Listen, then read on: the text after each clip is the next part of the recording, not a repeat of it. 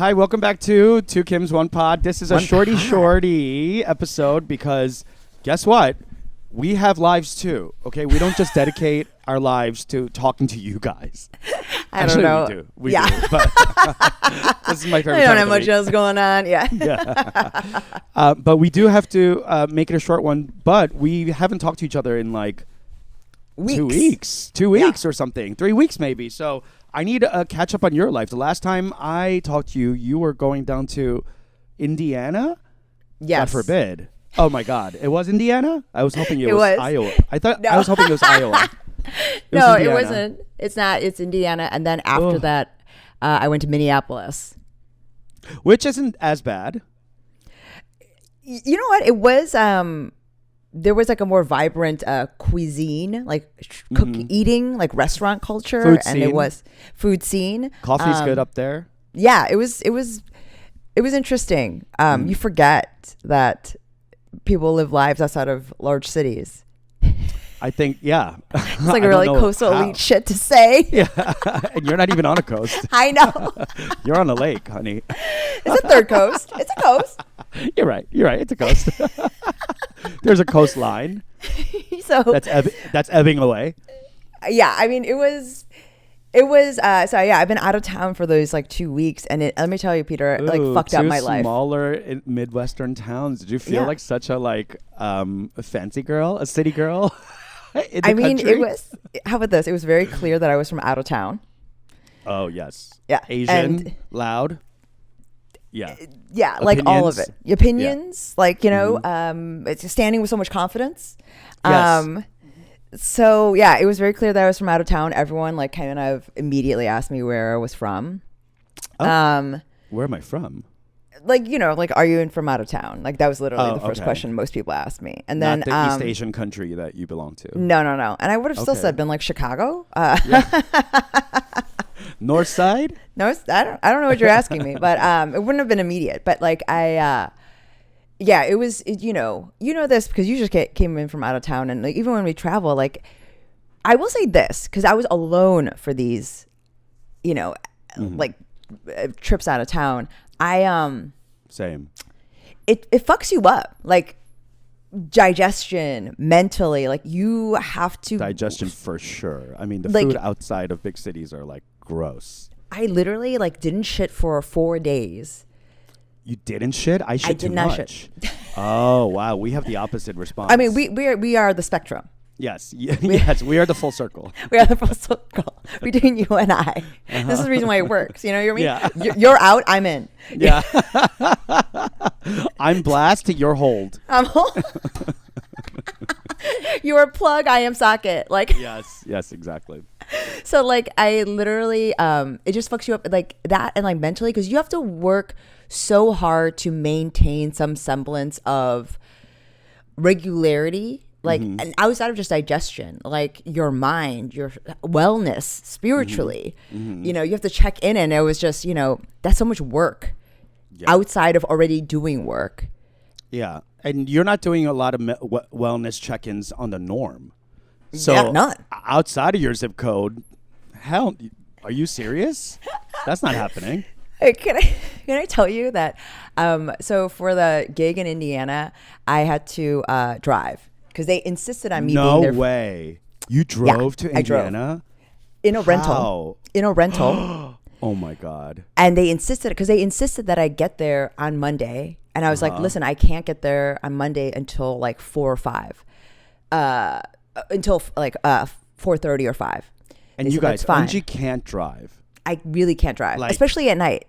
It's I violent. really can't. It's violence. Yeah. Really, like it's not No. safe. No, And I'm so, scared. And so I was like, listen, I can't do it until 4. I can't get there until 4:30 or 5. They got me a rental car. I hit the road. They insisted on me being there on Monday for this fitting. I'm on the road. I'm getting into Indianapolis. Okay, this is hour 3.5 on the road, and I get the call. I get a call at 4 saying that I don't need to be there. Come in. No way. Are you fucking serious? Yeah. So I'd be so fucking pissed. So I'm there. Oh my God. I'm there an extra day because, they just went home. Production went home because it was 5. Oh my God, that's so fucking annoying. So you're in Indianapolis, not working, away from your family, eating shitty food. Are you in a hotel? That's nice. Yeah. No, it's Indiana. It was fine. It was fine. It was fine. It was clean. Yeah. Tell me. I mean, what was it? A Courtyard Inn? What are we talking? It was Embassy a Holiday Inn. Suites? It was a Holiday Inn Express. Not the Express. Oh, I want to get in and out early quickly. checkout. Yeah. Thank you. Yeah. 10 items or less. No pool. And so, no Honey, pool. no pool, no gym. There was a gym. There was a gym. Oh, there was? That's what I mean. Oh. It wasn't Oh, like wow. it was. The It was fine. It was great. The It was yes. It was fine, but it was just more that like I had to be there so early. So we wrap on Wednesday. So I'm there Monday, Tuesday, filming on Wednesday. Already, whatever. So why I couldn't get there on Tuesday, no one knows. And Oh my God. so I do my fitting on Tuesday. We film on Wednesday. It's great, by the way. On set, loved it. Was Wonderful. this for the casino? This was for a bank. Oh, okay. And wonderful being on set. We wrap by 4. We're in and out, and we're like, well, we're supposed to leave like technically on Thursday, but we're like, let's just drive home now. Yeah. We'll be home by 7:30. Yeah. I can't figure out how to open up the gas tank on the rental. No. What kind of car? It's a Nissan, like Rogue, like something like that. You know? Oh my God. It's a Ford. It's a type of Ford, but it's like a that makes newer sense. kind of car. Also, A by the Ford. way, yes, it's a Ford. I American. couldn't figure out how to do Apple, like the Apple Car.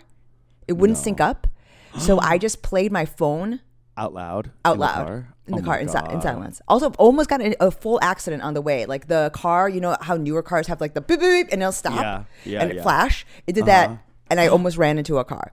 So I'm my already, God. and so I just like drove in silence for a half hour because I was afraid, and then I turned on my phone on full blast and listened to music, kind of Oh my scared. God. So at Oh my- 4:30 there was when no I cord? leave- no, Oh no. I had a cord, but there was nothing to. It still wouldn't sync up. Oh no. So at 4:30 we wrap Nightmare. and we hit the end. 4:30 we wrap. We say goodbye. I hit the road, but I can't figure out how to open the gas tank. So On a Ford? Is the Ford can't just a figure- pull open? no, it wasn't. I couldn't figure It's it out. not a push open? It was not a push open. Like one of those like push in to get out I type of guess, situation? but it was. I couldn't figure out. There was no like like thing that you Yeah. tug on, right? Yeah, yeah. So I couldn't figure it out, and I'm at half a tank. No. Oh no. I did a half a tank to get there. You got back in a half a tank in 3.5 hours? No. You stopped in the middle? How about this? The empty light was on for. Wait, you couldn't just Google how to open the tank for I was already on the this road. car? I was already on the road. I made a decision. I was sticking to it. And No, I mean while you were trying to open it, why didn't you just Google it? so I. Okay. Or You're not being, YouTube. you're not being YouTube. you're not being supportive. Open AI. You're not being ChatGPT. you're not being supportive, Peter. This is the same. This is basically you as a man not asking for directions. This is so toxic. Like you could have literally. Anyway, You're not so being- okay, all right. you're not being supportive. You're gone. You're gone. We're past that. We're past that. No need to backtrack. That's my fault. And I brought I'm- logic into this. That's my fault. Thank you. This. Thank yeah. you. You understand why you're being rude. Yes. And so I am being a man. why you're bringing logic to this whimsy girl's house? I realize thank I am you. mansplaining. Yes. Thank you. Thank you. So I am on E for like I'm so scared that I'm gonna, and also like this I start E on like the part of the highway where there are no exits. Oh God. So like Oh, if God. I run out of gas, there's like Just no fields shoulder. forever. No, there's no shoulder for me to pull over on. Oh my like I'm God. in the mix. In the lane. In the lane. And God. also, by the way, it gets dark and I really can't see. Like I'm really having trouble seeing because there's no like lights for like those Indiana roads. So really scared. I'm literally going 45 miles an hour. Oh my God. Because I'm scared.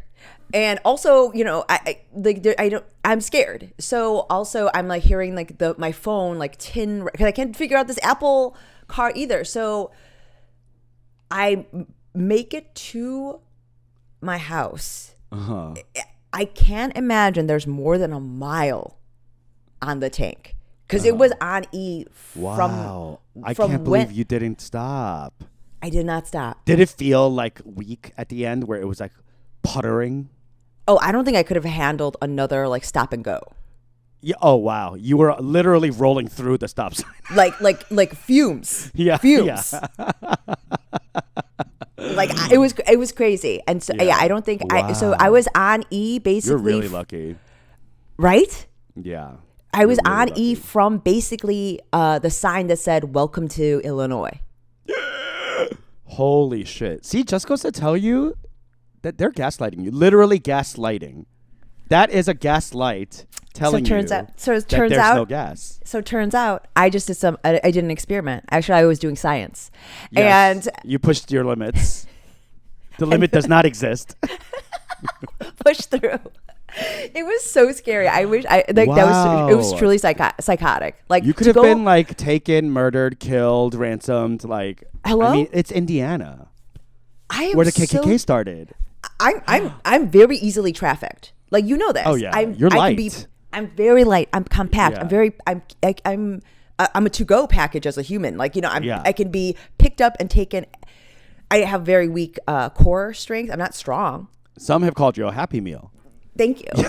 Yes, you're like that girl from Russia who came over. Like the one that you said. Don't forget back. Tricked the people to thinking that she was a child. That's you. The episode that got us demonetized from YouTube. Yeah, as if we're getting monetized on YouTube. Nothing we say can be monetized. Wow, that is so scary, Angie. I'm glad you freaking made it back. Thank God I made it back. The worst part of that story is not being able to sync to Apple Play. That's crazy. I mean, why do you even have an Apple? This is what I mean. It was crazy. It was crazy. Okay, now you have to fill me in on South by Southwest.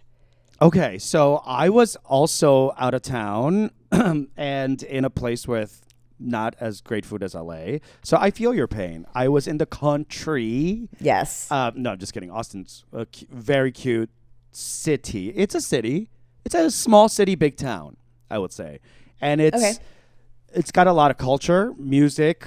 It's like Nashville-y, you know, but a little weirder, if you will. But it's gotten a lot like SF in that there's been a lot of tech bros that's taken over. So there's a lot of like, you know, that like tech bro feel, like, does anyone work here type of feel, you know?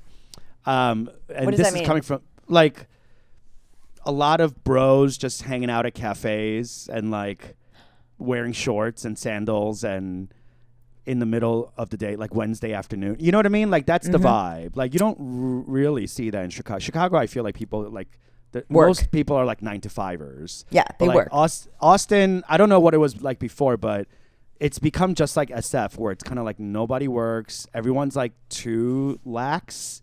And everyone net worth is 900,000 plus. You know what I mean? It's like, what? What's happening here? A lot of venture capitalism, you know, angel investing, that kind of shit. You know? Okay. It's that vibe. Yeah. Okay. Real estate moguls. Okay. You know, that kind of stuff. So this is like a boom. It's a boomtown vibe. Boomtown vibe. Also, the comedy boom is happening in Austin. It's like it's equivalent of it's like a 21st century boom, like in like the early there's no throughout history it's like you know when gold rush stuff happens, like this is like the equivalent of that. Yeah. People are coming in looking for ideas, data. Data. I don't know. Yeah. And South by Southwest is like the kind of like epitome of that. Of that Austin vibe of like tech meets art meets innovation meets media, you know, like that kind of stuff. And so it felt very overwhelming in that the whole city is taken over by nerds in badges. For sure. And so I really try not to wear my badge because it just was such a like, I'm going to suffer. Like it's so like dweeby, Yeah, I mean, it's like the birthplace of like dudes that do this. Yes, it's very like the Church of Tim Cook. Yeah. Yes, Tim Apple. So, yeah, and it's a lot of like, well, we got to like revitalize the data sphere, that kind of talk. Like, it's just like, Data sphere. Okay. Oh, I went to, by the way, an AI summit and almost cried my eyes out because it's bleak out here.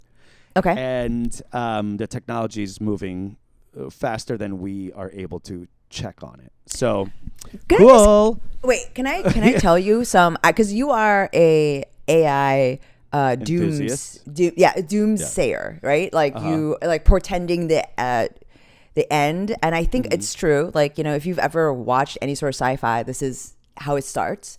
Yeah, the singularity is upon us. I mean, absolutely. Yeah. But I will say, as someone, I've explored this, and I will say this: there is something good here. I bring you good news from the AI front. Oh, wow. A gospel of AI. Okay. I bring you good news. I come bearing the good news. I'm here to spread that. What have you heard? If you ask AI anything about race, and you ask it to make any jokes about race, I've tried. It won't. I know. It refuses. I know. I've asked various iterations of it. Yes. Trying to get around it. It refuses. Yes. AI's woke. And this is where comedy is going. Be ready. Okay, so that's the good news, that AI won't be forcibly racist. It can't even make generalizations. It can't do any of that stuff. So it's like, I think that like comedy can start moving towards like a woker version of like 90s comedy, where it's like not racist, but like you can call out differences and still be accepting, because AI can't do that. Okay, so we still got a job. We can still be racist on stage. Yeah. We can, not racist. We can be racial. Racial. Yes. Racial meta. Yes. Yeah, that's true. And by the way, the like scariest thing about the AI conference was they kept saying like, AI makes us more human, and I was like, no, you are AI. You are iRobot. You're iRobot. So that was scary, but the other part of it, the film and TV and comedy part of it, was so fucking fun. I got to go there because a movie I was in premiered, and I got to do some comedy as well. You did a red carpet? You did a step and repeat? I did the step and repeat. I did some interviews. I did some sound bites for the SXXW channel. So it was really cute. I had never done a festival in that way, so like I've done like a couple of festivals with my movie before, Dealing with Dad, right? But at a much smaller scale. Press like that, or red carpet to speak of. Nearly a carpet. It was hardwood all the way. Vinyl flooring. Yes.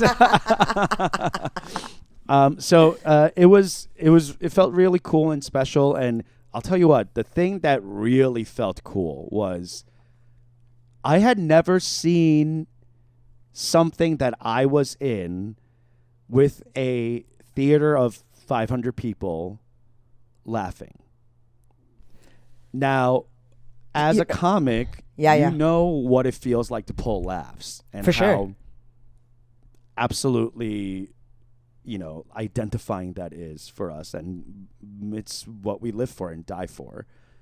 Now, getting laughs on my performance that's taped while I'm sitting there and watching with the people, that was out of body experience. It felt better.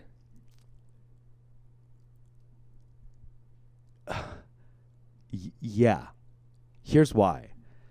Not better, different. It felt like I was doing stand-up, but I was not performing. You know what I mean? It was so crazy because I'm getting the laughs. They're laughing at me, but that's not me right now. But I'm still getting the laughs. That's for me. No one else is taking that. That's mine. And it also helped that the editor and the director were so cool and kind to keep in 80% of my ad-libs. Wow. So, like, that was me. Not even a performance of someone else's lines. Like, that was me improvising. Mm-hmm. Like, possibly the biggest laugh in the movie is a thrown away, like something I made up on the spot that I did not think they were going to use. Because I was like, that's ridiculous. They're not going to use that. You know, when you're just doing, like, fun. For sure. Wilds, yeah. Wilds. And they're like, okay, do another one. And I'm just, like, going at it. And they kept so much of my stuff in. And, like, cut me into the movie, which I gotta say, like, I have never experienced anything like this. We're being taken care of? No. That, but also, like, in a theater experience, like, getting laughs for something I'm not currently doing. I mean, explain to me how you are saying that it's like stand-up, like... Because it's my words, my performance, and everyone's laughing because it's my timing. Like, I'm setting it up and then I'm punching it, or the editor's setting it up and I'm punching it.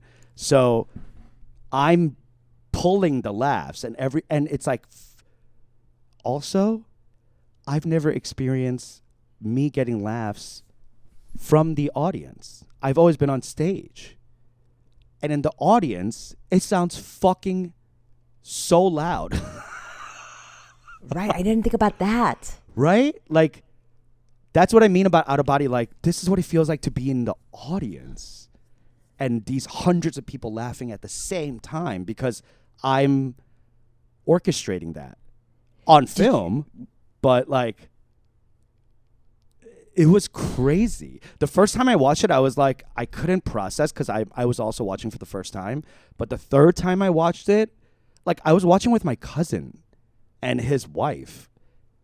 And they were crying and guffawing and laughing out loud. And, like, just like I had never experienced that from family. Like, my family enjoying something I've done. I don't know what that's like. I mean, you know what I mean? Like, it's no. I mean, it's crazy. It's actually making me feel crazy. I don't know if we deserve this. Like, this isn't for us, I think. So, like, okay, where do you feel good when you get laughs on stage? Do you feel it in your gut, loins? Like, where do you feel that heat? Kind of like chest up to my face, like. And in the audience, when you were watching them watch you laugh, where did you get the heat? More gut and tonkomong. Yeah, it was weird. I have never had tonkomo heat. Yeah, you know what I mean? Like, this is something different. And, like, even movie stars, right? Like, movie people. For sure. You don't get laughs like that. Like, comedy movies you do, but, like, how many comedy movies are there out there? You know, like, it's mostly drama and, like, crime or whatever the fuck, right? Like, so people might be like, or, like, if it's a horror, you're, like, screaming or whatever together, but, like, the laughs together in the room. Also, actors that aren't comics as well don't care. Right. Okay, that's very true. I never thought about that. Like, they want it to be funny. But it's not the same sort of, like, visceral reaction about laughs. It's so crazy. It's so crazy, Unji. That is, I'm thinking about it. Wow. Imagine 96 minutes, and if there were, like, 50 laughs, right, in the whole film, like more than half of the movie was laughs? It was really funny. Wow. Yeah. It was really funny. Zarna fucking... I think Zarna got, like, the most laughs. For sure. I think I might have gotten the biggest laughs. Awesome. I think I might have had actually a little more screen time than Zarna. It was a little crazy. Like, I'm telling you, they cut me into the movie where it's like, that's another time you're seeing my face and someone's laughing about something I say. It's like throwaway lines, you know? But it's like perfectly edited because it's in between a heartfelt moment. For sure. And I'm like commenting on it, you know what I mean? And so it's going back and forth. So the audience is like relieved because I'm coming on and saying something stupid or whatever, or making a dumb face. And man, it felt incredible. I was like, if I could do this forever, yeah, I don't know if I would even do stand-up. Are you different? Actually, no, I would. It's a different type of response, but the fact that my world is broken. I know, like, this is stupid to someone who's been doing comedy movies or whatever, but like, for sure, in my head, I just unlocked a brand new way to get validated. I mean, you are different. I'm changed. Something has changed within me. Was it like a religious experience? Close to. I wouldn't say religious, because I've had like spiritual like experiences, so it wasn't like that. But it wasn't like you were on mushrooms. No. Yeah. Nothing like that. But it was close. Wow. It was understanding that people can react to me in the way I want them to without even me doing it. That feels crazy. Like a delayed DIY orgasm. Yeah, I mean, that's literally what I'm like imagining, like it. That's how it feels. I'm rubbing my. I'm like trying to figure out like what, because you were talking about it in the chest, and I'm like, am I okay? Like, because that feels. Because sometimes the memory of the performance and how it felt on set, you know, I'm such a like live performance, like an animal of live performance. Like it does drive me crazy that people on set can't like react because it'll ruin the take. I know. Yeah. It really does. And so it makes, so when you're describing this and like getting the laugh finally. Oh, I see what you're saying. After the edging of it all. The edging of it, because like I'm just thinking about times where grips have been like, that was really funny. Yeah. I had, you know what I mean? Where they like tell you they had a tough time or whatever, and it's like, and then being able to see it in a theater with 500 people. Like, you might have, you could do more people, but like, it felt crazy, Eunji. I think maybe I think you are hitting upon something where it's like, oh, it's so it's a year later. Yeah. So I'm like watching myself a year later and watching people watch me a year later. So there is this like cool satisfaction of like all that work paid off. And you knowing that the laugh was there in that moment. And the editor and director affirming it as well. And saying, this is the frame we're using. Yes. Because we know that if we cut from here to here, that's going to elicit a laugh from the audience. And they're right. And it's like, just like magic. You know, like it's truly delayed magic. And I listen, I don't know if I'm ever going to experience something like that again. Hopefully there's something written out there for me, or I'll write something that I can do this over and over again. But when I was in that theater with my family, watching this film with people crying and laughing, and I'm watching it for the third time crying and laughing, I'm going, this is bigger than anything I've ever done before. Not just like size of project. Yeah. I'm saying artistically. Wow. I'm reaching people in a new way. In a way that's beyond just my like yuckity yucks that I do on stage 10 to 15 minutes at a time. You know, like they're sitting with me in this world for 96 minutes, laughing and crying with me and this ensemble. But like, yeah. And the way the people approached me afterwards were like different than like, oh, you're so funny, blah, blah. They were like, that was incredible. Thank you. You know, just really grateful. Is this like the best you felt about a performance? Yeah.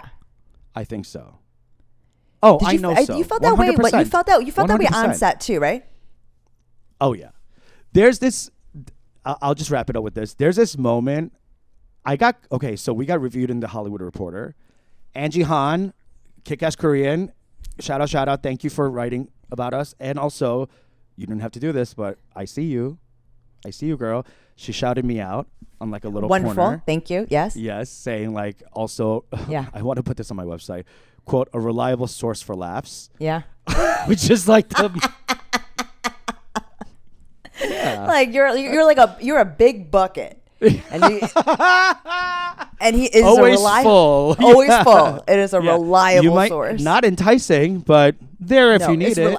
It's like you're the local Chipotle, the best Chipotle. Yes. Not It's a the airport reliable Chipotle. source. Yeah. Yeah. The The one on best the main one. drag. Yeah, it's the best one. But I would say that she shouted out a moment where I say something so nonchalantly, and I won't ruin it for people because I hope it gets wide distribution. But I say this joke that I completely ad-libbed, and I remember after I ad-libbed it, the second I said the line, Yeah. I saw Jonathan Groff burst out into laughter, like crying. And I start crying. Everyone in the table is like dying. The take is ruined. For So sure. I thought they could not use it. But they cut into it in a way where they were able to save that take. Wow. Isn't that fucking crazy? Like, that's the level of like, you didn't have to do this. But they were also, I'm thinking like, this is the funniest thing Yes. of the takes. So we got to use that. I mean, can I just say that sometimes, I love stand-up comedy. That is, I am a stand-up comedian. I would say that, but it's lonely.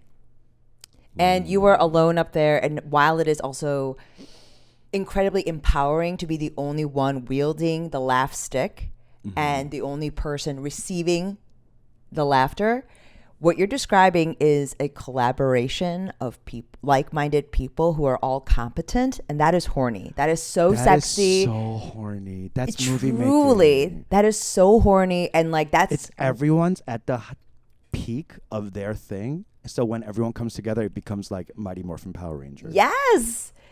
I mean, it's what improv at its peak is. There you go. You know, a spontaneous collaboration between strangers that everyone becomes better versions of themselves, and the thing that you create is a direct reflection of that. Yeah.